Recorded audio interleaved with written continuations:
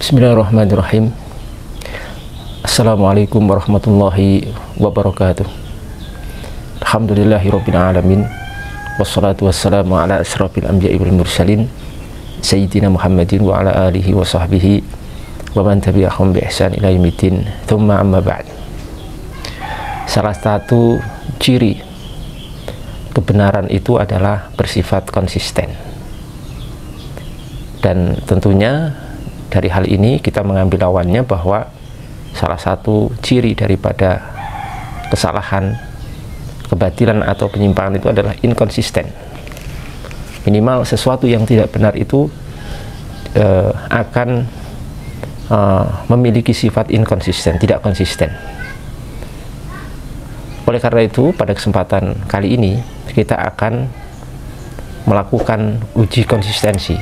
Artinya kalau kita ingin melihat, mengetahui apakah itu sebagai kebenaran atau sesuatu itu sebagai satu kebenaran atau tidak, salah satu cara yang bisa kita lakukan adalah dengan cara menguji konsistensinya. Kalau konsisten, fa insya Allah itu adalah satu kebenaran. Kalau inkonsisten, itu hampir bisa dipastikan adalah bukan kebenaran. Teman-teman sekalian yang dimuliakan Allah Subhanahu wa Ta'ala, ada beberapa amalan yang diamalkan oleh kaum muslimin di Indonesia atau jumhur mayoritas umat Islam di Indonesia, tapi dibid'ahkan oleh teman-teman kita dari kelompok atau komunitas Salafi Wahabi. Mereka menganggap amalan-amalan ini adalah bid'ah yang diamalkan oleh kaum muslimin di Indonesia ini.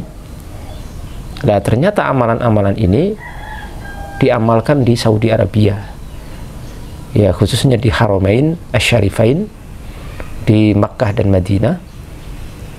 Wabil khusus lagi adalah di Masjidil Haram dan Masjidun Nabawi. Secara umum seperti itu. Nah, di sini nanti kita akan uji konsistensi. Kalau di Indonesia ini ketika diamalkan oleh kaum muslimin, mereka ini kelompok Salafi Wahabi ini ataupun komunitas Salafi Wahabi ini menyikapi sangat keras sekali dan gulu, ya, berlebihan, ekstrim, sampai-sampai hal-hal ini nanti yang sebenarnya itu masuk ranah khilafiyah istihadiyah mereka jadikan sebagai ciri ataupun karakter orang-orang yang menyimpang. Jadi kalau mereka ini ingin mengetahui orang-orang yang menyimpang atau sesat adalah dengan melihat amalan-amalan ini. Kalau kaum muslimin mengamalkan amalan-amalan ini atau seorang muslim, maka akan dianggap menyimpang, akan dianggap tersesat atau ahli bid'ah dan seterusnya, atau setidaknya diragukan akan manhajnya menurut istilah mereka. Dan di sini perlu kami disclaimer, ya, bahwasanya ketika kami menyebut istilah Salafi Wahabi itu saya selalu mengikutkan sebelumnya dengan kata teman-teman Salafi Wahabi. Kenapa? Karena saya meyakini Salafi Wahabi itu kaum muslimin, kaum mukminin sebagaimana kita, dan itu saudara kita, maka kita anggap sebagai teman sahabat, ya, karena Allah Subhanahu wa Ta'ala dan Rasulnya Muhammad SAW. Dan penyebutan istilah Salafi Wahabi itu sendiri kami lakukan hanya untuk identifikasi, untuk memetakan, karena umat Islam ini kan banyak ragam, ya, banyak kelompok, banyak komunitas, banyak ormasnya, sehingga untuk memudahkan identifikasi dan klasifikasi saja. Karena jangan sampai nanti juga kita menyampaikan sesuatu yang itu kemudian dianggap pihak lain, ya, tetapi ternyata pihak lain itu tidak melakukan. Maka kita perlu identifikasi dan klasifikasi seperti ini, tidak lebih dan tidak kurang. Apalagi kalau kita cermati para ulama Salafi Wahabi di Saudi itu bangga dengan sebutan itu. Kalau kita lihat dan kita telaah rujukan-rujukan yang ada di sana, para ulama Najd di kitab-kitab mereka yang terdahulu ataupun yang sekarang seperti Syekh bin Baz dan seterusnya, itu mereka bangga dengan sebutan Wahabi. Sehingga tentu penyebutan ini adalah penyebutan penghormatan sebenarnya untuk mereka. Baik, kita kembali ke tema kita. Di sini akan kami sebutkan beberapa hal, tepatnya 8 perkara, ya. Kita hanya menyebutkan 8 perkara. Tidak kita sebutkan semuanya karena akan memperpanjang durasi video. Kita sebutkan 8 perkara yang diamalkan di Indonesia ini, yang dianggap bid'ah oleh teman-teman Salafi Wahabi, ternyata itu diamalkan di Saudi Arabia, khususnya di Al-Haramain Syarifain, yaitu Mekkah dan Madinah, wabil khusus di Masjidil Haram dan Masjid Nabawi. Yang pertama, pelaksanaan sholat tarawih di sana, di Masjidil Haram dan Masjidil Nabawi, itu adalah 20 rakaat, bukan 8 rakaat, 20 rakaat plus 3 witir, ya, 3 witir, berarti 23 rakaat. Dan ini sudah berlangsung cukup lama sekali, ya, sangat lama sekali amaliyah ini diamalkan di Saudi Arabia. Baru kemarin setelah ada musibah wabah COVID-19 atau virus corona itu baru dirubahnya ke separuhnya, itu 10 rakaat, ya, yang asalnya 20 rakaat karena kondisi, situasi dan kondisi yang tidak memungkinkan karena waktu itu terjadi musibah COVID-19 itu. Nah, sementara teman-teman Salafi Wahabi di Indonesia ini rata-rata menganggap bahwasanya sholat tarawih yang sesuai sunnah itu cuma 8 rakaat, ya, 8 rakaat dengan witir 3 rakaat. Artinya mereka memahami bahwasanya yang bukan 8 rakaat itu tidak sesuai sunnah. Tidak sesuai sunnah berarti apa? Bid'ah. Sehingga mereka menganggap diri mereka itu satu-satunya kelompok yang mengikuti sunnah Rasul dalam masalah ini. Sementara orang lain yang tidak sholat 8 rakaat, yang 20 rakaat, mereka anggap telah melakukan kebid'ahan. Mereka dalam hal ini biasanya bersumber atau berdasar mengikuti pendapat Syekh Al-Albani rahimahullah ta'ala, salah satu rujukan mereka dalam kitabnya Sholatut Tarawih. Dan kalau kita lihat di buku itu, Imam atau Syekh Al-Albani rahimahullah ta'ala memang berpendapat seperti itu, bahwasanya sholat yang sesuai sunnah, sholat tarawih yang sesuai sunnah itu hanya 8 rakaat, adapun yang lain itu tidak sesuai sunnah. Kalau ini diterapkan, ya, maka secara tidak langsung kelompok Salafi Wahabi teman-teman ini telah menghakimi kaum muslimin di Saudi Arabia dalam kurun waktu yang sangat lama sekali, belasan, puluhan, bahkan mungkin 1 abad lebih, melaksanakan sholat tarawih 20 rakaat, itu telah melakukan kebid'ahan. Dan secara tidak langsung pula mereka menghakimi para ulama di sana itu adalah telah membiarkan kebid'ahan atau menyetujui dan menfatwakan kebid'ahan. Perlu diketahui bahwa Saudi Arabia itu adalah negara yang waktu-waktu belakangan ini menginduk kepada madhab Hambali dalam masalah fikih. Dalam madhab Hambali, sholat tarawih itu ya 20 rakaat, karena sholat tarawih 20 rakaat itu merupakan pendapat 4 madhab, ya, madhab Hanafiyah, Malikiyah, Syafi'iyah, dan Hanabilah, ya, itu 4 madhab. Nah, ini coba kita lihat apakah kemudian mereka ini konsisten untuk menganggap juga sholat tarawih di Al-Haramain Syarifain, di Masjid Nabawi dan Masjidil Haram itu sesuatu yang bid'ah dan pelakunya bisa dihukumi ahli bid'ah, atau minimal telah melakukan kebid'ahan yang sangat besar, kemudian menyitir hadits kullu bid'atin dhalalah wa kullu dhalalatin finnar, setiap bid'ah adalah sesat dan setiap sesat di neraka. Nah, kita tunggu konsistensi mereka ketika menghadapi kenyataan seperti ini, ketika menghadapi kaum muslimin di Indonesia dan ketika menghadapi kaum muslimin di Saudi dan para ulama mereka. Dan kami sendiri pernah merasakan sholat di sana, ya, sholat tarawih di Masjidil Nabawi dan juga di Masjidil Haram, dan memang kenyataannya seperti itu. Itu yang pertama, ya. Kemudian yang kedua, sholat Idul Fitri atau sholat hari raya Idul Fitri dan Idul Adha di Saudi Arabia, khususnya di Masjidil Nabawi dan Masjidil Haram, itu ditunaikan di masjid, ya, bukan di lapangan, tapi ditunaikan di masjid, ya, di Masjidil Nabawi dan juga di Masjidil Haram. Padahal Saudi itu memiliki tempat-tempat yang luas, ya, lapangan-lapangan yang luas sebenarnya ada, sangat ada, tapi ternyata sholat Idul Fitri di sana, di Idul Fitri dan Idul Adha ditunaikan di masjid, ya, di Masjid Nabawi dan Masjidil Haram, bukan di lapangan. Dan ini sudah sesuai sebenarnya. Kalau menurut mazhab Syafi'i, memang sholat hari raya itu lebih afdal dilakukan di masjid, ya, lebih afdal dilakukan di masjid, karena masjid itu merupakan tempat yang paling mulia di atas muka bumi, adalah masajiduha atau masajidullah subhanahu wa ta'ala, masjid-masjidnya Allah subhanahu wa ta'ala, sehingga pelaksanaan sholat hari raya di masjid itu lebih utama secara hukum asal,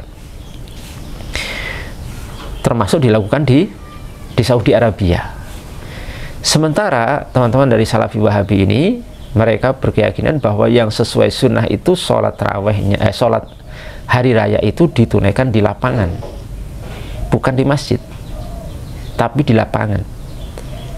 Artinya mereka secara tidak langsung menganggap pelaksanaan sholat di masjid itu merupakan satu amaliyah yang tidak sesuai sunnah. Kalau tidak sesuai sunnah berarti bid'ah.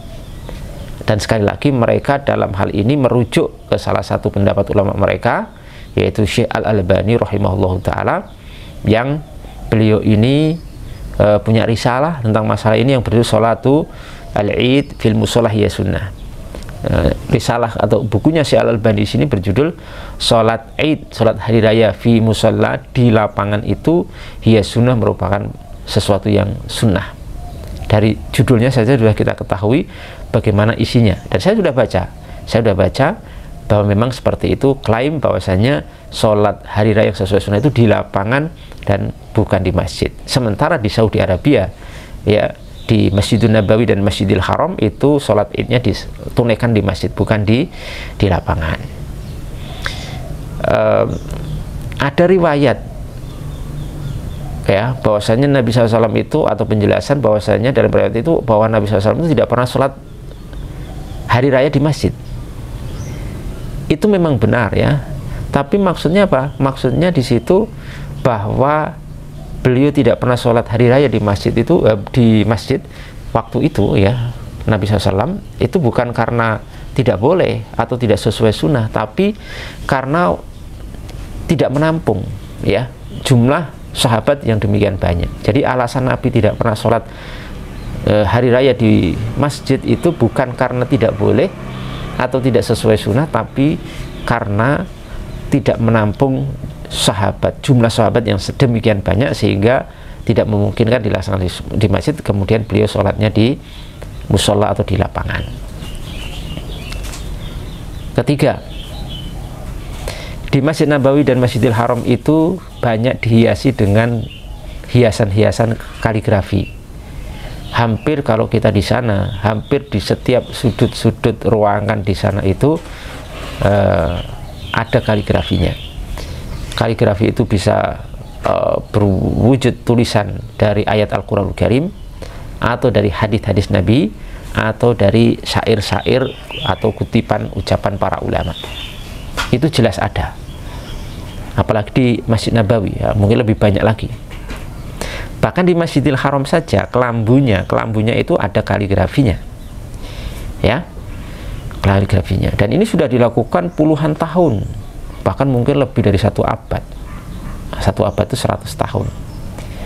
Sementara secara umum rata-rata teman-teman Salafi Wahabi itu menganggap menghiasi masjid itu adalah perkara yang dilarang. Nggak boleh, masjid itu harus bersih dari berbagai hiasan termasuk kaligrafi. Bahkan mereka sangat keras dalam hal ini, ya, karena dianggap satu hal yang haram atau satu hal yang dilarang. Coba lihat bagaimana ternyata amaliyah di Haramain Syarifain itu berbeda dengan di Indonesia, yang katanya Haramain Syarifain itu merupakan pusat ilmu dan pusat ajaran Islam yang murni, di mana para ulamanya membiarkan dan mungkin, sangat mungkin menyetujui akan adanya kaligrafi di 2 masjid yang mulia ini, yang itu dilarang, diharamkan atau mungkin dibid'ahkan oleh Salafi Wahabi dengan alasan tidak pernah dilakukan Nabi. Ini yang ketiga. Kemudian yang keempat, di Haramain Syarifain, di Masjidun Nabawi dan Masjidil Haram, adzan sholat Jumat itu dilakukan 2 kali. Jadi yang pertama itu adzan untuk peringatan dan memanggil, ya, karena mengikuti sunnah sahabat Utsman bin Affan. Kemudian nanti adzan yang kedua itu baru adzan yang nanti khutbah dimulai setelahnya. Jadi adzan di sana di Masjid Nabawi dan Masjidil Haram itu 2 kali, sebagaimana dipraktekkan adzan 2 kali ini oleh saudara-saudara kita di Indonesia, khususnya yang menganut madhab Syafi'i, menganut madhab Imam Syafi'i rahimahullahu ta'ala. Yang teman-teman Salafi Wahabi di Indonesia ini menganggap adzan 2 kali itu bid'ah. Adzan 2 kali itu dianggap sebagai kebid'ahan. Adzan Jumat itu cuma sekali katanya, kalau 2 kali itu bid'ah. Ya, yang kami ketahui juga dalam hal ini mereka merujuk kepada Syekh Al-Albani secara umum, ya, kepada Syekh Al-Albani dan juga mungkin sebagian ulama Salafi Wahabi yang ada di Yaman, juga murid-murid Syekh Al-Albani, sebagian murid-murid Syekh Al-Albani rahimahullah ta'ala. Bagaimana kemudian adzan 2 kali untuk sholat Jumat dibid'ahkan oleh mereka, sementara itu diamalkan di Saudi Arabia, di Masjidil Haram, Masjid Nabawi, di Haramain Syarifain, yang merupakan sumber ajaran Islam yang katanya paling murni sedunia, yang merupakan rujukan ulama-ulama kalian sendiri di Saudi Arabia, ya, dilakukan oleh mereka. Sementara di Indonesia ini dinyatakan sebagai sesuatu yang bid'ah. Salah satu indikasinya, kalian begitu keras menyikapi kaum muslimin yang sholat Jumat dengan adzan 2 kali. Ya, macam-macam lah tuduhannya, ya, tuduhan bid'ah, tuduhan menyimpang, tuduhan sesat, dan seterusnya. Setidaknya tuduhan mereka itu tidak di atas sunnah atau bermasalahan begitu, ya. Ini yang keempat. Yang kelima, di area dalam Masjid Nabawi itu terdapat kuburan, yaitu kuburan Nabi kita baginda Rasul Muhammad Shallallahu Alaihi Wasallam. Dan kuburannya tidak hanya kuburan beliau, ternyata kuburan itu ada 2 lagi, yaitu kuburan sahabat Abu Bakar As-Siddiq dan kuburan Umar bin Khattab radhiyallahu anhuma. Jadi berarti di area dalam Masjid Nabawi itu ada 3 kuburan. Memang benar awalnya 3 kuburan ini belum masuk area Masjid Nabawi kala itu, tapi kemudian karena kebutuhan kaum muslimin semakin banyak, akhirnya diadakan perluasan, yang akhirnya perluasan Masjidun Nabawi itu mengakibatkan kuburan Nabi Shallallahu Alaihi Wasallam dan 2 sahabatnya ini masuk area dalam masjid. Itu terjadi pada pemerintahan dinasti Bani Umayyah, yaitu pada saat Khalifah Al-Walid bin Abdul Malik rahimahullahu ta'ala, sekitar tahun 88 sampai 91 Hijriah, atau pada tahun 706 sampai 709 Masehi, ya. Jadi sudah lama sekali kuburan Nabi dan kuburan 2 sahabatnya itu masuk area dalam loh.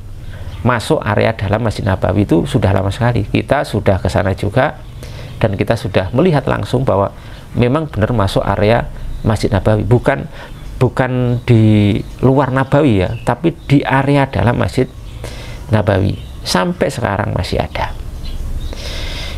Padahal menurut teman-teman Salafi Wahabi di Indonesia ini, bahwa hal itu termasuk kemungkaran. Jadi kalau ada masjid di dalamnya ada kuburannya, itu termasuk kemungkaran, pemicu kesyirikan, dan sholat di dalamnya katanya tidak sah. Menurut mereka loh, ya, ini kita mengikuti mereka saja, alur mereka kemana kita ikuti, ya. Coba tanya dan coba teliti apa pendapat mereka tentang masalah, pasti akan menjawab seperti itu.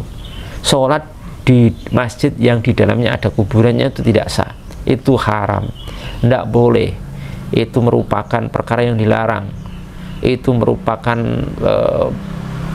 sesuatu yang berpotensi menimbulkan kesyirikan dan seterusnya. Padahal itu ada di Masjid Nabawi sejak tahun 9 atau 88 Hijriah atau sekitar 91 Hijriah atau sekitar tahun 706 sampai 709 Hijriah. Waktu itu sudah ada, sudah masuk area Masjid Nabawi. Kalau ini kalian konsisten, berarti kaum muslimin, para ulama muslimin yang sholat di Masjid Nabawi sejak tahun itu sampai sekarang itu nggak sah semuanya sholatnya. Tidak ada yang sah. Dan hukumnya haram. Dan itu merupakan sesuatu yang dilarang Nabi dan berpotensi kesyirikan. Secara tidak langsung menuduh kaum muslimin di sana, dan juga para ulama mereka itu membiarkan satu kemungkaran yang sangat besar. Berapa juta, bahkan berapa ratus juta, bahkan mungkin berapa miliar umat Islam sejak zaman itu sampai sekarang yang sholatnya tidak sah menurut teman-teman Salafi Wahabi itu. Mungkin mereka kan beralasan begini, oh itu kan sekarang tapi sudah ditembok, sudah ada pagar pembatasnya.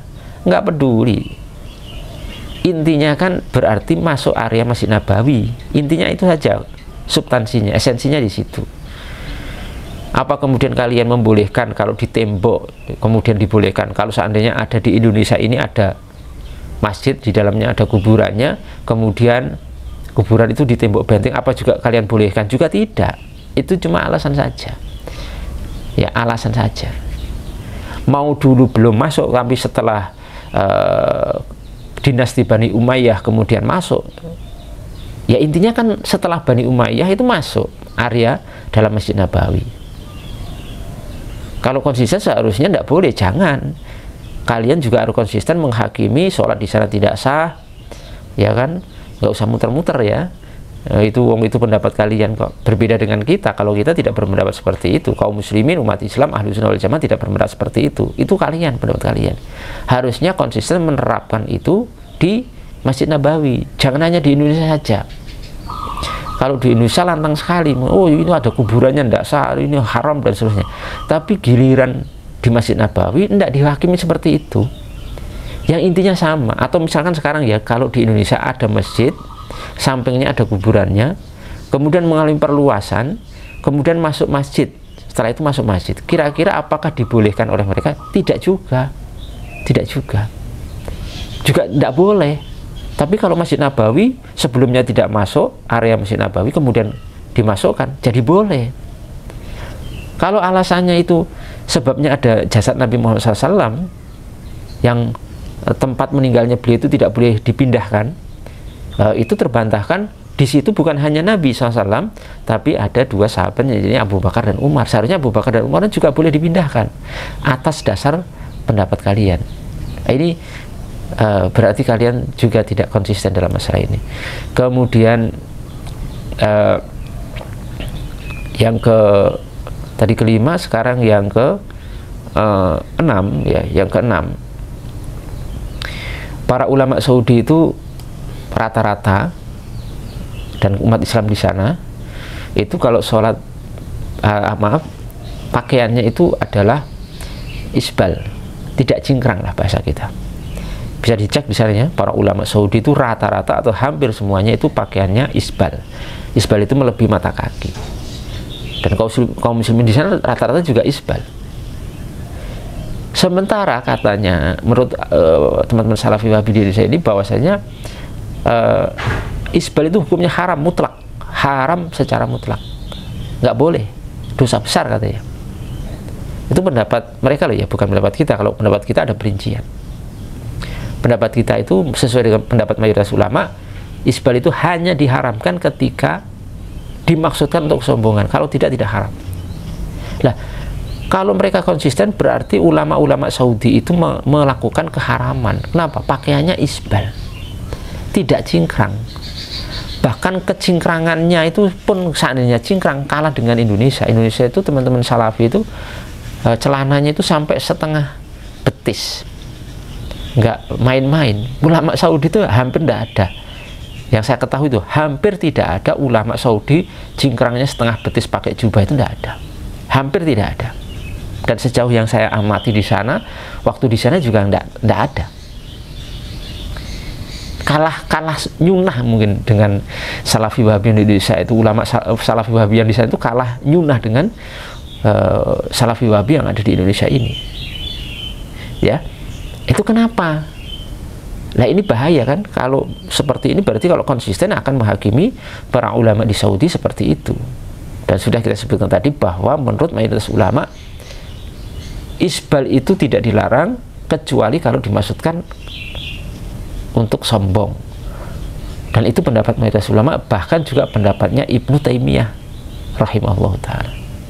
Kemudian yang terakhir, yang ketujuh ya, yang ketujuh ya, belum yang terakhir, ada yang satu lagi nanti. Yang ketujuh adalah bahwa sholat berjamaah di Masjid Nabawi, Masjidil Haram itu softnya rapat tapi tidak sampai menempelkan mata kaki dengan mata kaki. Ya, sampai pun ulamanya juga begitu. Ulama di Saudi itu tidak, kalau sholat tidak, mata kakinya tidak nempel satu sama yang lain dengan yang di sampingnya, tidak ada seperti itu. Tapi di Indonesia ini sholat itu seakan-akan harus menempelkan mata kaki dengan alasan itu merapatkan shaf yang diperintahkan Nabi Muhammad SAW. Sementara di sana tidak diamalkan itu. Berarti umat Islam, berarti para ulama di sana itu tidak mengerti hal ini dan melakukan hal yang keliru. Kenapa? Sholatnya tidak nempel mata kakinya, ketika bersaf tidak nempel. Kemudian yang terakhir ya, bahwasanya di Saudi Arabia itu yang ke-8 ini ya, juga ada perayaan kelahiran kerajaan Saudi, perayaan meriah ya, ulang tahun kerajaan Saudi, berdirinya Saudi Arabia, itu ada di sana, termasuk di Indonesia ini ya, juga ada HUT RI ya, 17 Agustus itu ada di sana juga ada. Tapi bagi kelompok kemudian Salafi Wahabi itu secara umum mereka menghakimi ulang tahun itu hukumnya haram, ulang tahun itu menurut orang-orang kafir, dan seterusnya. Ini ada 8 poin coba sekalian. Teman-teman sekalian yang bukan Allah Subhanahu wa Ta'ala, ini 8 hal yang diamalkan oleh kaum muslimin di Indonesia tapi dihakimi bid'ah oleh teman-teman Salafi Wahabi, yang mana 8 hal ini dilakukan oleh umat Islam di Saudi Arabia, khususnya di Haramain Syarifain Mekah Madinah, khususnya di Masjidil Haram dan Masjidil Nabawi, dan oleh para ulama di sana. Kalau mereka konsisten, harusnya perlakuan mereka kepada kaum muslimin di Indonesia harus juga mereka lakukan untuk Saudi Arabia. Kalau tidak konsisten, itu menunjukkan, sudah saya di awal sudah sampaikan, menunjukkan itu merupakan indikasi apa yang menjadi pemikiran, menjadi pendapat dan doktrin kalian itu adalah keliru, karena tidak konsisten, inkonsisten. Dan ciri kebenaran itu selalu konsisten. Semoga ini menjadi renungan bagi kita semuanya, dan ini bukan untuk nyinyir ataupun apa, tapi untuk menggugah berpikir kita lebih kritis dan juga cerdas, untuk mencerdaskan akal-akal kita, pemikiran kita, bahwa semoga ini bisa menjadi renungan dan muhasabah bagi kita semua selama ini, bagaimana agar kita lebih baik ke depannya, lebih bisa saling menghargai perbedaan pendapat, dan lebih bisa rahmat kepada kaum muslimin dalam perbedaan pendapat, tidak mudah menyalahkan, tidak mudah membid'ahkan, dan tidak mudah menyesatkan kaum muslimin yang berbeda pendapat dengan kita. Mohon maaf kalau ada kekurangan. Wabillahi taufiq wal hidayah. Wassalamualaikum warahmatullahi wabarakatuh.